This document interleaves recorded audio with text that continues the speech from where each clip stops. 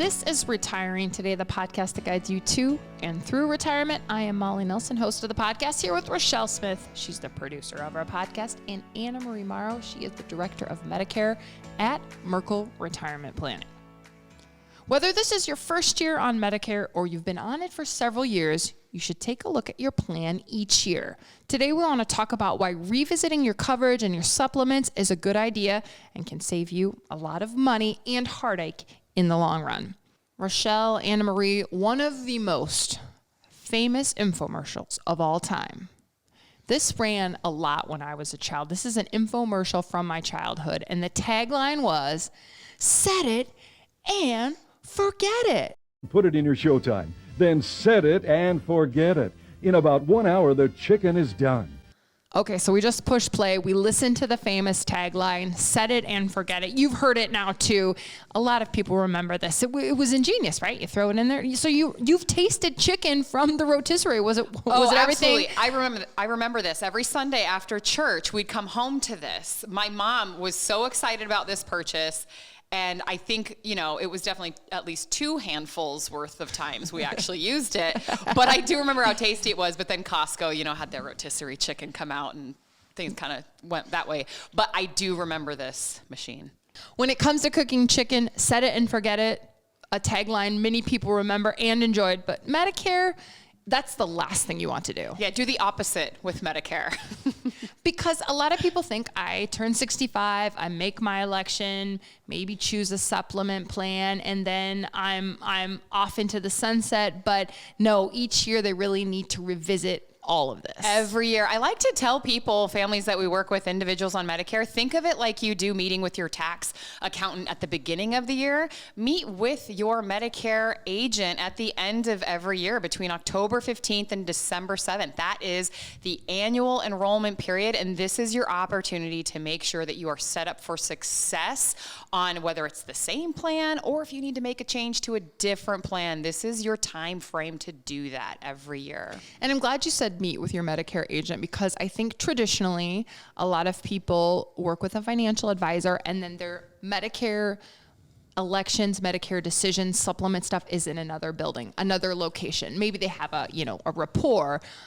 But let's make it real clear. You are right here at Merkle Retirement Planning. You have Yes. a desk right next to the retirement planners. These are people you work very close with. And so that it's all right here for the families and individuals that we work with. Yes, I am here full time. And Medicare, and a lot like Social Security, we have found too, people approach these decisions as a siloed, independent decision. But what's great about the process with a retirement planner, what we do here is there are no siloed decisions. So with me sitting right next to the retirement planners, it's a combined decision where we can look at your overall retirement plan and look at what you're comfortable with financially. As we talk about what you're comfortable with and what you want out of your healthcare, we can look at those other factors as well with the retirement planners. So it's an all-in-one holistic approach to the decisions you need to make, but they're guiding you to the decision that works best for you. And you lead our Lunch and Learn every year around this time. And generally, a lot of the times at the Lunch and Learn, it is the families and individuals that we work with. Sometimes they bring a friend. But it's interesting to me, this is always a packed house, because even though we have helped these people set up a plan for Medicare, they are always kind of hungry for new information each year. And you always have new stuff to tell people about and a lot of important reminders each fall too. There's a lot of excitement with a lot of new legislation that's wrapped around Part D that's coming out through the next number of years. And of course, we always get new numbers for Part B premiums, IRMA income limits and ranges. And hopefully we'll have some of that information by the Lunch and Learn this year. But yeah, people are thirsty and hungry when they come to these Lunch and Learns for all of this Medicare or all of this information on Medicare that just can affect their planning and what we need to be prepared for moving forward. Yeah, and that's the stuff that keeps you busy year round. The legislation, we know that this huge bill was passed inside the Inflation and Reduction, that act, the Inflation Reduction Act. I think I said that right, but there was a big Medicare portion of that. And what was really interesting is, each year something changes inside that bill. And it's good things too. The Part D program, the drug program, has always been just known as the the expensive route. There's never been an out-of-pocket maximum on a drug card. And we're dealing with all these tiers, donut holes and copays and deductible phases. And that some drug cards do cover some drugs some years and not others the other, and that's why we need to stay on top of it. Well, within this legislation, within this act, we actually start to see the implementation of an out-of-pocket max, where they're eliminating the catastrophic coverage tier. So there's exciting things on the horizon, and also the negotiation of prices for the expensive brand medications where there's not a generic option. We're going to see those costs starting to be negotiated over the next few years. Now, those costs that are being negotiated, we don't have those lists of those drugs yet, but once they're negotiated, those new cost changes won't be available for a number of years. But as the years go on, that's what we keep our families abreast of. That information as each year passes, we give those updates to keep you in the loop, and we stay on top of it as it unfolds. And if it changes any strategies that we've implemented, having you use, whether that's senior discount savings cards or using your drug card, there's so many different strategies that we look at to say what will work best within your retirement plan. And this is our opportunity every year to make those decisions together. And that's our goal with this podcast, is to keep the listener in the loop. So what we want to do today is we're going to dive back into some of the legislation you were talking about, some of the changes, but I also think let's start at the beginning. Let's kind of go Medicare 101, because even that first initial, when you enroll initially, there are some guidelines, some timelines to be aware of. Yes, that is the main question, is when do I have to elect? Dun, dun, dun. There's an important window here. There is an important window. I get phone calls and emails at least a year before people are turning age 65, because it is so overwhelming. You're starting to get all of this mail, and you're starting to pay attention to those infomercials that you're seeing on the television about electing Medicare, and not to mention all the Social Security letters you're getting, letting you know if you don't elect, you're going to have a penalty. So just all this inundation, it's a great time to start planning ahead. When you're approaching that age of 65, know what the timeline is of enrollment periods. And so to kick that off, your first enrollment period, turning age 65, that's known as your initial enrollment period, and it's a 7-month window. It begins 3 months before your 65th birthday, and it continues through until 3 months after the month of your 65th birthday. And so that's initially the first time I can enroll, and the deadline by which I have to enroll is what that 7th-month period is? If you currently do not have qualified coverage, and what that means is if you are not on an employer group plan, if you are on an individual marketplace plan, or if you're on COBRA, those are not considered qualified. So you do need to elect Medicare within that initial enrollment period. But if you or your spouse is continuing to work on an employer group plan where there are more than 20 employees, that is considered qualified coverage. So you might not have to elect Medicare at age 65, which brings us to then a different enrollment period later on when you do retire. And on the most basic level, elect Medicare means what? I just say, yes, I want Part A and Part B to start immediately, or what? Do you have to make any other decisions right away? You need to choose. Well, if you are electing Medicare, if you don't have that employer coverage option and you are electing Medicare, then it's simply going to the Social Security website online and then electing Medicare A and B, the hospital insurance versus the doctor's insurance.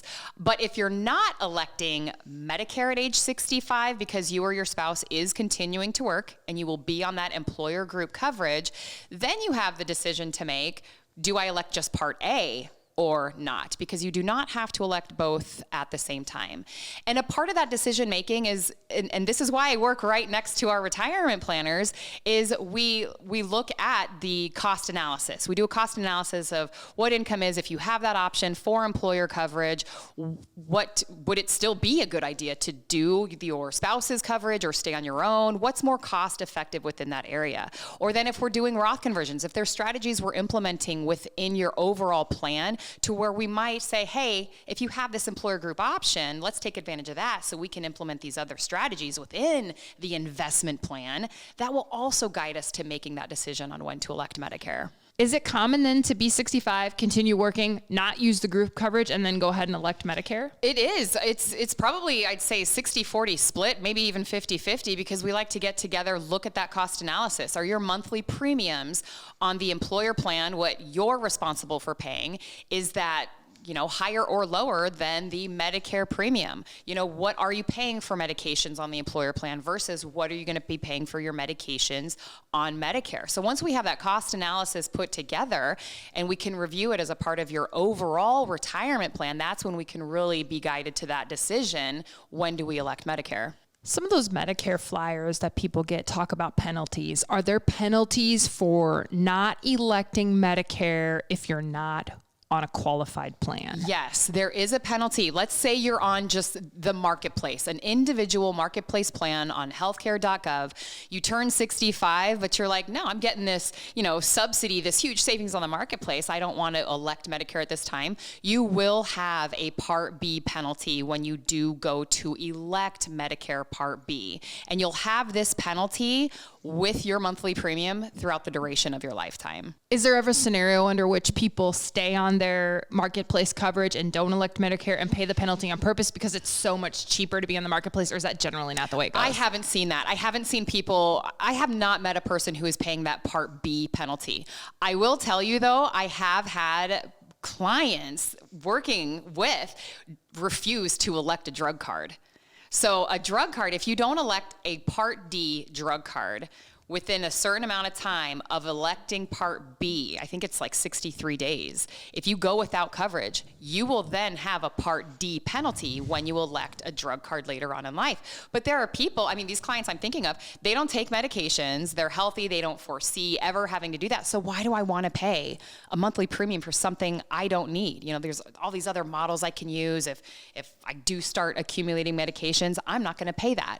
So I have seen that option. I haven't seen it go to where they have waited and then they do elect and then they do have the penalty, but I know people who are refusing to elect. How much do you pay for the Part D? So Part D, it's based on how many months you go without coverage, not years. So just months. So let's say 20 years down the road, so you're 85 years old and you start accumulating these medications and you're like, okay, I need to look at a drug card.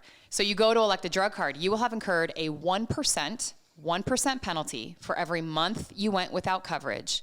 And that 1% is times the national average for a drug card premium. I think this year it's around $32 or $33. So you times 1% times that, and then times how many months you went without coverage, and you have that penalty attached to your monthly premium throughout the duration of your lifetime. So essentially, you'd still be saving if you didn't elect and you didn't take. I'm just thinking. Theory. Yes, in theory. It's interesting. But no one likes that word penalty. Correct. No one wants it because when you first see it and you don't understand exactly what it is, and generally most people at some point in retirement are going to take some type of a medication. So generally, what you see though is most people go and elect and pay the Part D. Oh yeah, monthly. Absolutely. It's less than a handful of people that are putting up that stalwart wall of, no, I'm not going to elect that, because it's a pretty seamless process. Once you get your A and B in place, there's plans out there that combine drug coverage with the health benefits where there isn't a separate premium. So that's become a popular option. So that's always something that we want to talk about. What you're comfortable with, what your overall retirement plan for shows that you can, afford and offset expensive costs in the long run as well. So in that case, when they're using one of those plans where the drug coverage is included, do those people not elect Part D then? That's a great question. So those plans, what I'm thinking of are the Advantage plans. So Advantage plans have a drug card.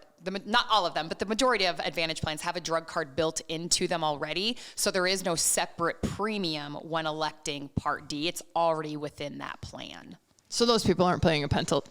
No penalty for those people. Well, if they had waited and didn't elect a supplement and they're outside of that window and then they elect their supplement during annual enrollment, then yeah, they could have a separate bill for a penalty. We've kind of just been focusing on initial enrollment, but it's not a set it and forget it type of thing. Each year you're revisiting Medicare with the families and individuals that we work with, and you go through a checklist of things that they need to look at each year. So let's just go through that checklist. First thing is supplements. Supplements. This is it's also known as Part C, and this is what fills in the gaps of original Medicare. So when you go to the doctor, this is what is going to dictate what your copays are. If you're on an Advantage plan, what your out-of-pocket max is, or if you're on a traditional Medigap plan, we review, what those copays are, what your out-of-pocket max is for the year there. And the basic question every year is, are you happy on your supplement? Do you want to make any changes? What kind of things can happen that might make people change supplement plans? Cost. So every year on a traditional supplement plan, you can face around 2 increases every year for your monthly premium. It's based off of age and inflation. So a lot of times when people get to that age where they're paying over, $200 or sometimes $300 a month for their supplement, for whether that's Plan F, Plan G, then let's have a discussion. Is there a different carrier that we need to look at for a lower cost? But if we do that, there will be underwriting involved. Or do we look at an Advantage plan versus what the out-of-pocket max is for the year versus what you're paying for monthly premium for the year? Because these Advantage plans, a lot of them have either $0 or a very low monthly premium cost. So if you're not happy with your supplement plan, whether it's expensive or if you don't like the copays you're paying, let's take a look at that and measure out what your options are, if there's underwriting or what could be a better fit for you. The next thing on the annual enrollment checklist is doctors and specialists. Are you looking to see if people are still in network here each year? Yes, this would apply if you're on an Advantage plan. If you're on a traditional Medigap plan, which would be a Plan F or a Plan G or a Plan K, all the letters, then your doctors really, they just need to be contracted with Medicare. You have basically an open network as long as they've contracted with Medicare. Are most doctors generally contracted with Medicare? I had a girlfriend of mine who is a doctor, and I asked her that question. She's like, honey, if we didn't contract with Medicare, no one would be making any money. So But yes, it's in their best interest to do it, and they generally do. Yeah. Unless you're a pediatrician, then it would probably be in your best interest.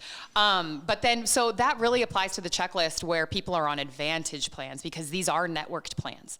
Advantage plans, it's either an HMO or a PPO network, which means that on an HMO, if you go out of network, you're liable for 100% of the cost.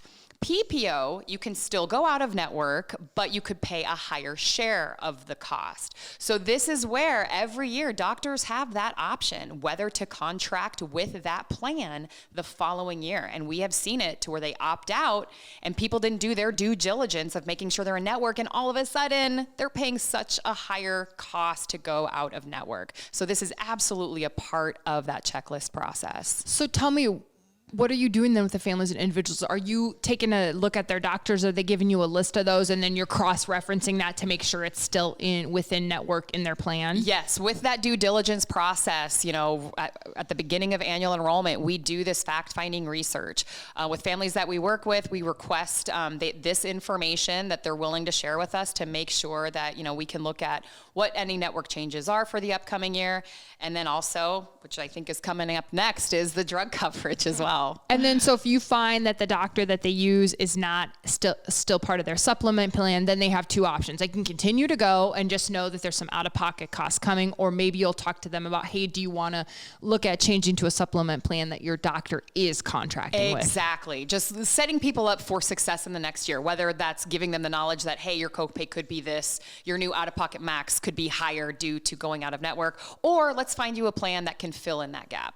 Setting them up for success, and then also trying to eliminate surprises. Yes. And that leads us into the next part of the checklist, which is your pharmacy, checking if your pharmacy is in network. And I know you've heard some heartbreaking stories when it comes to this. Oh, yeah. I mean, just like what you said, just the surprise factor. And you wouldn't think pharmacy, right? You would think when people think pharmacy, I mean, it's how I thought of pharmacies before I dove into Medicare years ago, is, it's a pharmacy. I can just pick up my drugs. They're going to cost the same everywhere, but that's Give not them my the drug case. card and yeah. Exactly. So pharmacies do contract with a preferred or standard or not at all with drug card carriers, and that affects pricing. I mean, what was that example? Like a simple medication I had pulled up for a client that I work with. It was a generic. I think it was an arthritis medication. I have some of those numbers here in the outline. Yeah, it's meloxicam. Yeah. Is that how you say that? Yeah, you pulled that up for a client. You were doing the research, and yeah, go ahead. Yeah, it was in an in-network pharmacy. It was a $12 copay, which is pretty standard. But then they wanted to go to their regular pharmacy out of network. Guess how much the copay was? I mean, Molly, because you're looking at it. Richelle, producer Richelle, do you have a guess? Oh man, $300? Not even close. So $1,117 for a generic. If you went to pick up your prescription and that came up, that you would have to say no. Most people would have to say no. Yeah. And then imagine having to pass on your arthritis medicine that you've probably been taking for a long time and is helping you. That's not the decision I want to have to make when I'm at the pharmacy. No, those are the most heartbreaking phone calls I'll get is at the beginning of the year. Families who, didn't have this information that we're not working with, they'll call me and be like, why did this happen to me? I got my 90-day refill in November and I paid $12, and then I go 90 days later into the new year and now I'm expected to pay thousands. What happened? That's scary.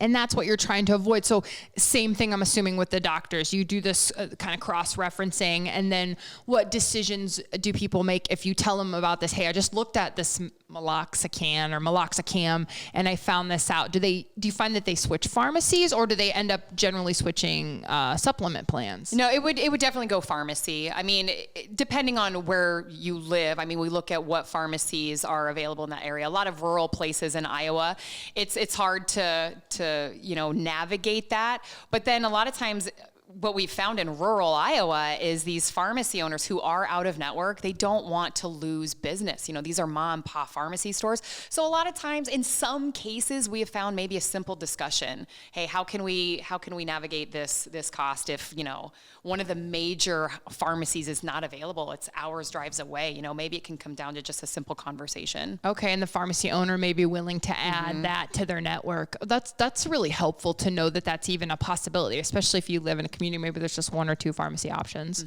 A big thing that I've seen happen a lot of times with people who haven't taken part in this due diligence during annual enrollment is medications. Medications is a hot topic every year within Medicare because they can be so expensive.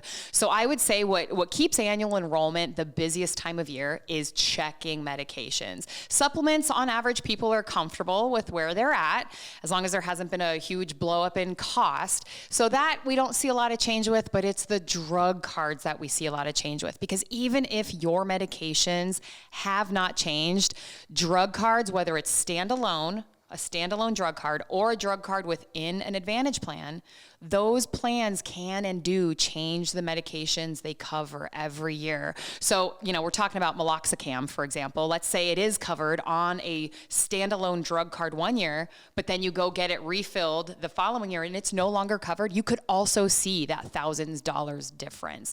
So that is probably the biggest, task finder during annual enrollment, is to make sure your medications are covered the following year. And by no fault of the consumer, think of the set it and forget it. The big draw is you can put it in, you don't have to do anything. We love slow cookers because the food cooks all day. We like the convenience of going to our pharmacy and getting that medication we've been on for several years from the pharmacist we know by name. Why would we assume any differently from December 31st of 2023 to January 1st of 2024. Exactly. And that is why, we want to put it on your calendar, just like you do your tax accountant. Just be prepared. You're doing that at the beginning of the year. Make sure you're doing it at the end of every year. AnnaMarie has been giving us some great information about Medicare, but you might have some questions about your specific situation. Well, you're in luck. You can talk directly with AnnaMarie by scheduling a 15-minute retirement checkup call. You can go to merkleretire.com. That link is in our show notes. Merkle is spelled Merkle. There's a calendar there, and you will fill in some information in order to schedule this call. In the notes on that part, just make sure you put Medicare, put AnnaMarie, put supplement, put Part A, put Part B, put just about anything that will indicate that you would like that call to be with AnnaMarie, and you will get to talk about Medicare and get some of your questions answered. You can get a lot accomplished in 15 minutes, AnnaMarie. Yeah, a lot of feedback I get before, having that conversation one-on-one with people is, I am so confused. I'm so overwhelmed. I don't know where to begin. And then, but the great news is that after spending 10, 15 minutes with someone, just streamlining information that only pertains to their situation, the feedback is, oh, well, that was easy. And that honestly is just like the big winner of my day. Yeah. And this is a call that you can schedule no matter where you live in the country, and you can have a conversation about Medicare. Or if you've got other retirement questions on your mind, go ahead and schedule a retirement call, and you'll talk to one of the retirement planners here at Merkle Retirement Planning. So we alluded to this at the beginning, changes, Medicare. This is what keeps AnnaMarie on her toes, is that the people in charge of Medicare are lawmakers, and lawmakers make changes to the laws. So in 2024, there are some things to look out for when it comes to Medicare. This is really exciting. I've been waiting to see how this was going to navigate, because in theory, when this legislation was passed last year, they were eliminating on the drug card catastrophic coverage. So on a drug card, there's all these different tiers of payment. There's never been an out-of-pocket maximum. Just as you move through paying for expensive medications, you pay different co-pays, different percentages with the plan you're on, and you're moving through all these tiers up until you hit catastrophic coverage, where you're paying this 5% coinsurance for, there is no end for however long you need to throughout the end of the year. And then the next year, it just starts all over again. So how does this play out? Sorry, I'm going to interrupt for a second. So let's say you have I'm thinking of a very long hospital stay. You're in a hospital. You could, in theory, have to pay 5% of this astronomical hospital bill. So any drugs administered within a hospital are covered under your medical insurance. Okay. So medical or Medicare A and B. Any medications that you pick up at a pharmacy and take home and administer to yourself, that is what this drug card is covering. So if you are taking specialty tier drugs or brand name drugs, or that means they're very expensive when you pick them up at the pharmacy and you're administering them at home, there is no out-of-pocket max in what you'll see. If you're administered drugs within a hospital or a clinic, then that falls under medical. So that's where you have your out-of-pocket max. And this is just my lack of probably knowledge of medical terms. That's a great question. Catastrophic, and I was thinking hospital. Car accident, coma, right? Long stay, something like that. I think they call it catastrophic because at this point you've paid thousands of dollars out of your own pocket, and that's a catastrophe. So let's call this tier catastrophic coverage. Sure, that's a lot of money. Okay, that was the scenario, but that's what's changing, is this out-of-pocket max. So what's great is when they released this legislation in 2022, the theory was, okay, in 2024, we're eliminating catastrophic coverage. Well, in theory, what that means is, okay, does that mean there's now an out-of-pocket max if they're eliminating that? And I am happy to report that, yes, once you, together with the drug plan that you're on, collectively hit $8,000, then you're done. That's the beginning of an out-of-pocket max on a drug card. And then moving into 2025, there is an official out-of-pocket max of $2,000. That sounds a lot more reasonable too. $8,000 is still a lot of money, but still, when the potential is to pay literally almost infinity, yes, $8,000 is a cap that it's a big deal. More reasonable, but $2,000. Yeah. That is, we need to throw a party to celebrate that because it's historic. I mean, we've never seen an out-of-pocket max on a drug card. And with having that information, it allows us to strategize on how we've been paying for medications. Do we always use the drug card, or do we continue using senior discount cards like GoodRx, or do we want to put everything towards an out-of-pocket max? So this really can shake things up a bit. The good news is, though, we have a cap finally on what's coming out of your pocket. I see that can really help you drill down in the overall plan to earmark $2,000 maybe. If they don't, and then compare that to your drug card was going to cost $2,200 or something like that. So you're saving $2,000 if you just use the out-of-pocket max. Is that what the scenario could look like? Well, yeah, when we do a cost analysis, when we put together cost analysis for a Medicare supplement versus an employer plan, if we're making that decision, we can show, okay, should the worst happen, this is the max you're going to pay on these plans. But with the drug card component, it's always if you're taking those expensive medications, you're always going to have those copays. Okay. But now with these limits set, when we do this cost analysis, we can show you, okay, by this month of the year, you'll have paid this much for your medications and now you're done. That's helpful when doing that long-term planning, looking at income, looking at retirement. Okay, I can see the real advantage to that. That's great. It's exciting news. And then we also, with this legislation deal, there's a lot of name brand medications that are astronomically priced. And so starting in year 2026, negotiations for costs on these expensive medications will begin. But some great news, we just recently received the list of the first 10 medications that will be negotiated. So this was really exciting to find because a few of these medications, I mean, we are running these medications every year during annual enrollment, and they are so expensive. So this list, this first 10 that will be negotiated in 2026, we've got Eliquis, Jardiance, Xarelto, Januvia.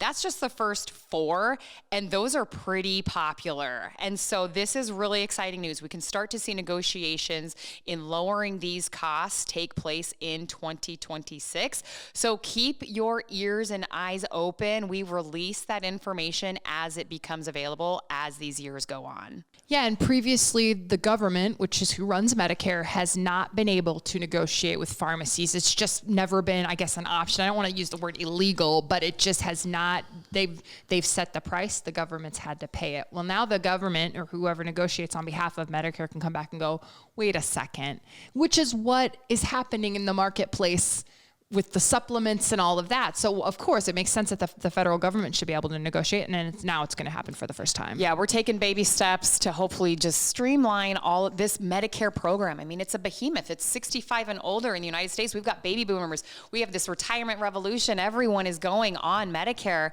and the prices can be ridiculous for some of these medications that don't have that generic option. So this is where we finally start to see those walls crumbling to where we can have affordable cost. You know what we should have done the last 38 minutes while we were talking here? What's that? We should have had a rotisserie chicken going. Oh, we should have. We should have set it, forget it, recorded the podcast, and had lunch. Oh, what a good idea. Oh, missed opportunity. Okay, we'll have to do that next time. It's probably time to get online right now and get one of those rotisseries. Does your mom still have hers? Maybe we could just... Oh, absolutely not. I think we had it for like a solid 6 months. Okay. Another one of those appliances that you buy and you're like, it wasn't all I thought it was going to be. But those infomercials were great because we all remember the line, set it and forget it. But that's not what you want to do when it comes to Medicare. It's something you need to revisit each year.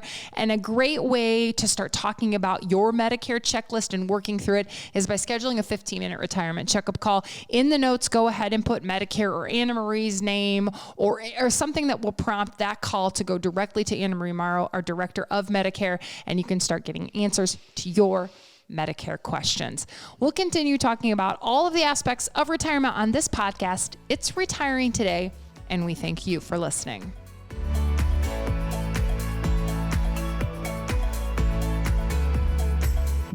Merkle Retirement Planning is an independent financial services firm helping individuals create retirement strategies using a variety of investments and insurance products to custom suit their goals and objectives.